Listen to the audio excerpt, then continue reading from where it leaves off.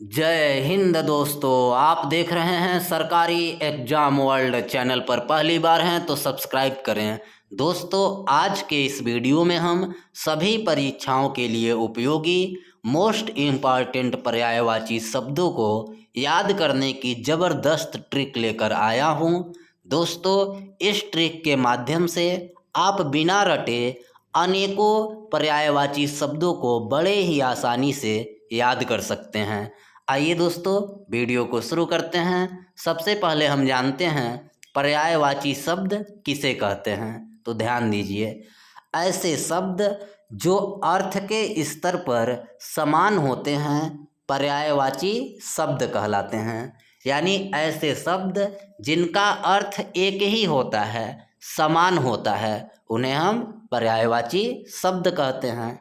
जैसे दोस्तों देखिए यहाँ आग, अग्नि, पावक, ज्वाला, वायु सखा, यह शब्द भले ही अलग अलग हैं लेकिन अर्थ के स्तर पर समान हैं।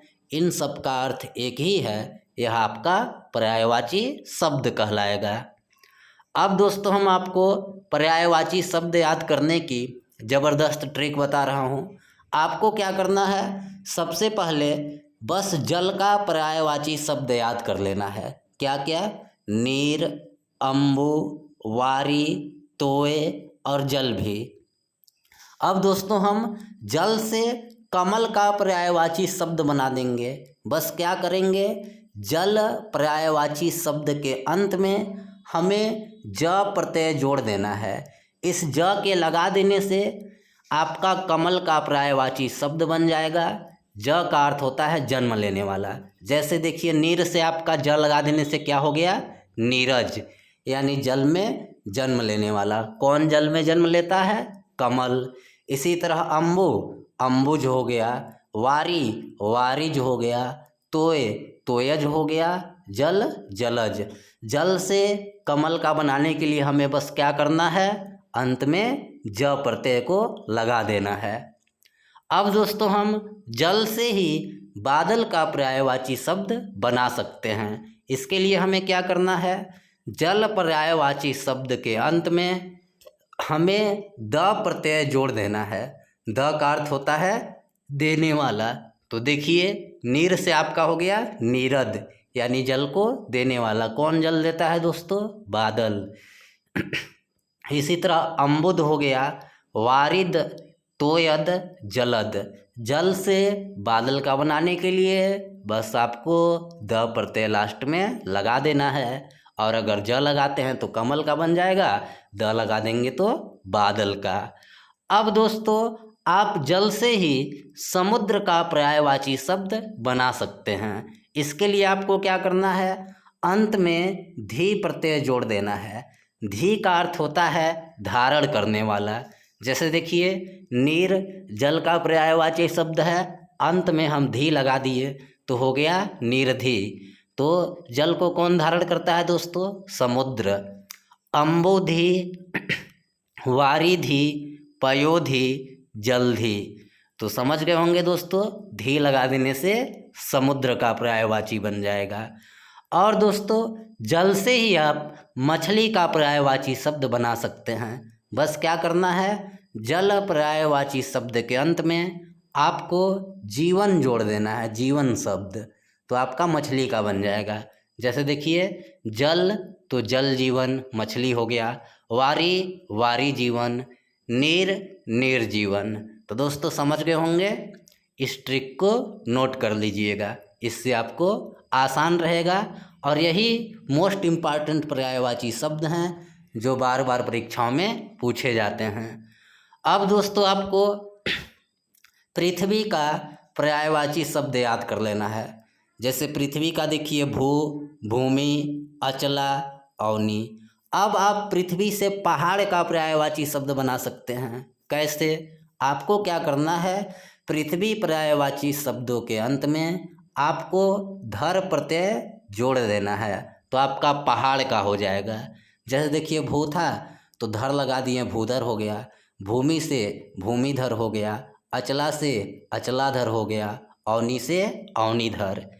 तो हम जब पृथ्वी पर्यायवाची शब्द के अंत में धर लगा देंगे तो आपका पहाड़ का पर्यायवाची शब्द हो जाएगा। अब दोस्तों आप पृथ्वी से ही राजा का पर्यायवाची शब्द बना सकते हैं। बस क्या करना है, पृथ्वी पर्यायवाची शब्द के अंत में आपको पाल या पति जोड़ना है। क्या क्या, पाल या पति। पाल मतलब पालक, पति मतलब स्वामी। तो इससे आपका राजा का बन जाएगा। जैसे देखिए भू था, अंत में पाल लगा दिए तो राजा का हो गया भूपाल। भूमि था, पति लगाने से भूमिपति राजा बन गया। अचला, पति लगाने से अचलापति राजा। अवनी, अवनीपति राजा हो गया। समझ गए होंगे दोस्तों। अगर हम पृथ्वी के अंत में धर लगा देंगे तो पहाड़ का पर्यायवाची हो जाएगा, और अगर पृथ्वी पर्यायवाची शब्द के अंत में पाल या पति लगा देंगे तो राजा का बन जाएगा। अब दोस्तों आप पृथ्वी से ही सीता का पर्यायवाची शब्द बना सकते हैं। क्या करना है आपको, पृथ्वी पर्यायवाची शब्द के अंत में आपको सुता जोड़ देना है। सुता का मतलब होता है दोस्तों पुत्री, तो आपका सीता का बन जाएगा। जैसे देखिए भू था तो भू सुता यानी सीता हो गई। भूमि था तो भूमि सुता यानी भूमि की पुत्री। अचला, अचला सुता। अवनी, अवनी सुता। तो सूता लगा देने से आपका सीता का पर्यायवाची बन जाता है। और अगर पृथ्वी पर्यायवाची शब्द के अंत में हम रूह लगा देंगे तो दोस्तों यहाँ मछली नहीं, यहाँ पेड़ होगा। मिस्टेक है, यहाँ मछली नहीं पेड़ रहेगा, याद रखिएगा। तो अगर हम पृथ्वी पर्यायवाची शब्द के अंत में रूह लगा देते हैं तो आपका पेड़ का हो जाएगा दोस्तों। जैसे देखिए भू से भूरूह हो गया, अवनी से अवनी रूह हो गया, अचला से अचला रूह हो गया। रूह लगा देने से आपका पेड़ का बन जाएगा, याद रखिएगा दोस्तों। अब दोस्तों आपको बस रात का याद कर लेना है, रात का पर्यायवाची शब्द। तो आप रात से राक्षस और चंद्रमा भी बना लेंगे। कैसे, रात का पर्यायवाची होता है दोस्तों निशा, रजनी, विभावरी और रात्रि। और अगर हम रात पर्यायवाची शब्द के अंत में चर लगा देते हैं तो आपका राक्षस का बन जाता है। जैसे देखिए निशा था तो यहाँ पर चर लगा देने से निशाचर हो गया, यानी रात में चरने वाला राक्षस। रजनी था तो रजनीचर हो जाएगा, या रात्रिचर भी हो जाएगा यहाँ आपका। विभावरी से विभावरीचर, रजनीचर। चंद्रमा का बनाना है दोस्तों तो क्या करना है, रात के अंत में पति लगा देना है। जैसे देखिए निशा था तो निशापति, रात्रि रात्रिपति, रजनी रजनीपति, विभावरी विभावरीपति। रात के अंत में पति लगा देने से चंद्रमा का बन जाता है। अब दोस्तों आपको क्या करना है, बस देवता का याद कर लेना है पर्यायवाची। देवता का पर्यायवाची होता है दोस्तों सूर्य, देव, अमर। और अगर हम देवता के अंत में राज लगा देंगे तो आपका इंद्र का पर्यायवाची हो जाएगा। जैसे देखिए सूर्य तो हो गया सूर्यराज, देव देवराज, अमर अमरराज। देवता के अंत में राज लगाने से इंद्र का बन जाएगा। और अगर देवता के अंत में हम नदी जोड़ देते हैं तो आपका गंगा का पर्यायवाची शब्द बन जाता है। जैसे देखिए सूर्य तो सूर्य से आपका हो गया सूर नदी, देव से देव नदी, अमर से अमर नदी। अंत में देवता में अगर नदी लगा देते हैं तो गंगा का हो जाता है। तो सिंपल ट्रिक है दोस्तों, याद रखिएगा। अब हमें क्या करना है, बस दिन का पर्यायवाची शब्द याद कर लेना है। जैसे दिन का देखिए वासर, दिवस, दीवा।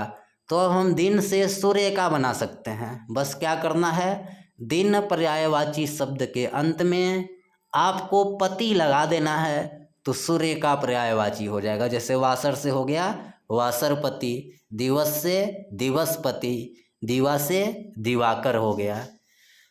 अब दोस्तों आपको पुत्र का बस याद कर लेना है। पुत्र का पर्यायवाची होता है सूत, तनय, आत्मज।